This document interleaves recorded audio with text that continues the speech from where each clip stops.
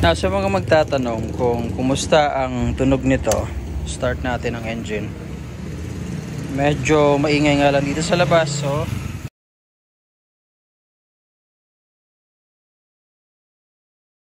hey, what's up guys? What's up mga kaaraw? Welcome back to this channel natin. Kagabi, kababalik lang natin galing ng Bicol. May 3 days din tayong nagbiyahe. Nag-test ride tayo ng isang napakagandang motor. I will share a review nitong motor na to in the next couple of days, hopefully, depende. If you are not yet subscribed, make sure na nakasubscribe kayo para makita nyo yung resulta ng test ride natin dito. And I'm talking about itong bagong Voge RR525 or 525RR.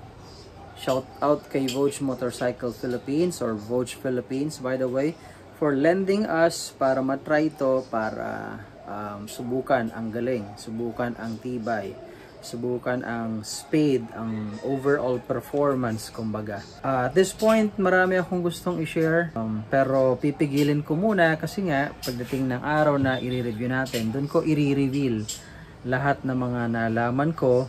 Currently, nakaharap ako sa kanya na sobrang dumi niya, talagang napakadumi, at ipapakita ko mamaya sa inyo kung ano itsura nito after natin linisin, kasi nga nakakaya naman sa mga vloggers dyan na nanghihirap.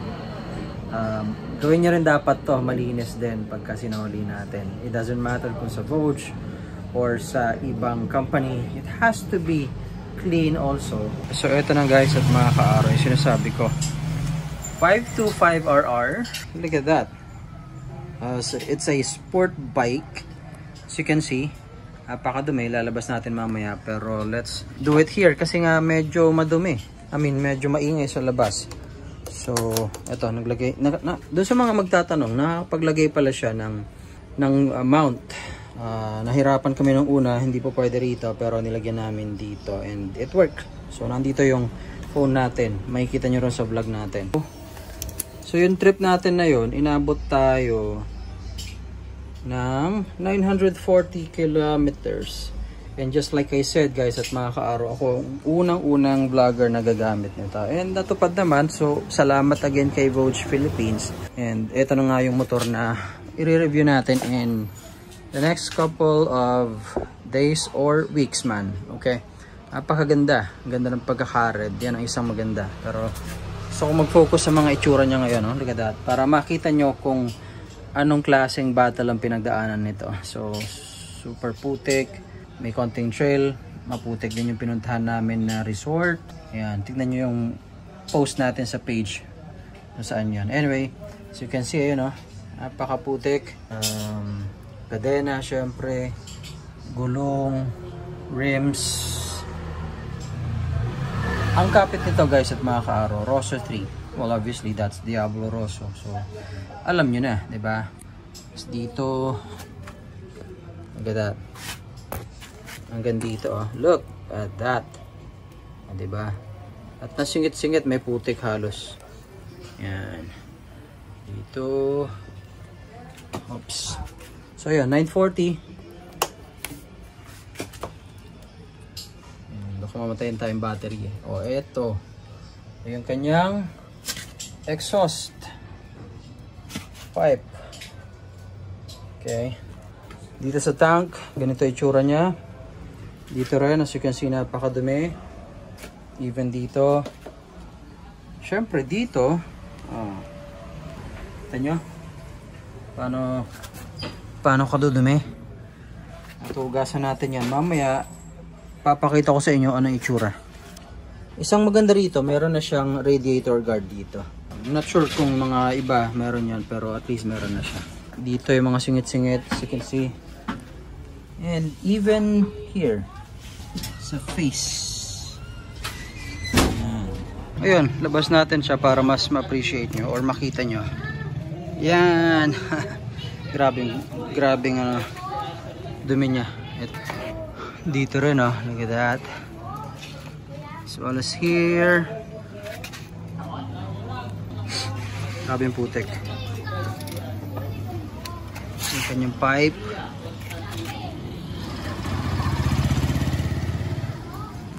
Sa engine block. Ito niya yan, singit-singit, grabe. Diba? Dito. And yung kanyang face, syempre. Brembo nga pala yan guys at mga ka-araw na radiator guard. And there.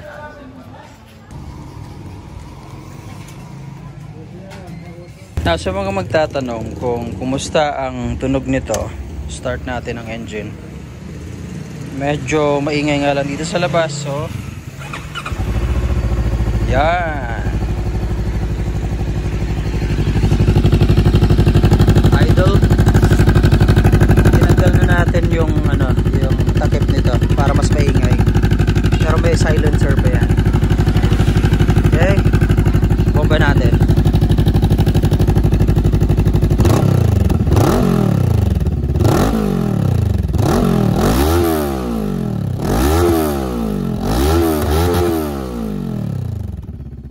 So narinig niyo naman guys at makakaaraw, diba? In terms of yung sound niya, may ibubuga na, malakas. Siguro kung ako tatanungin, okay na yan since tinanggal natin ang silencer. Ayos na. Hindi mo na kailangan magpalit. Pero kung gusto mo syempre mas maingay pa, if you are that kind of rider na gusto mo nakaka-attract talaga ng attention, you might wanna put in something na mas malakas syempre. Ang dami nang po pwedeng ipalit dyan. Ang daming po pwedeng mga ilagay na aftermarket exhaust pipe na pwede na magpapalutong pa. Para sa akin okay na yan para walang sita-sita, walang sakit ng ulo. But anyway, update sa kukunin natin ng motor.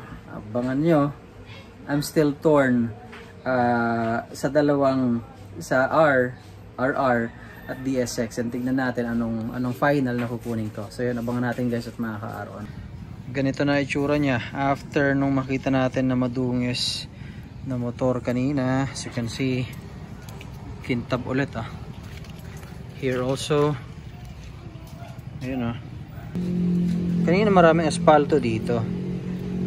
Actually all over the place ng motor, puro asfalto, especially dito sa area na to, sa mababa. So alas dito kasi nga yung dinaanan natin, grabe, bagong kalsada pa, kaya punong-puno asfalto. Pero ayun, tinanggal natin yung lahat, making it look like it's brand new ulit guys at mga ka-aro. So ulit ganito na.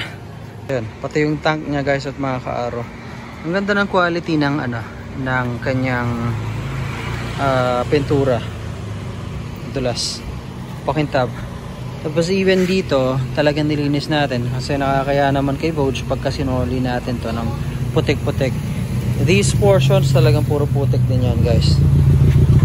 And kung naalala nyo kanina, yung mga putik dyan nawala na rin. Of course not 100% but at least we have that very clean na ngayon ulit. Alright, and even dito, look at that. As well as even the mags. And there also. Ganyan tayo pagka nangihiram ng motor. So, but thank you again sa Vogue Motorcycle Philippines for lending us this. Really nice.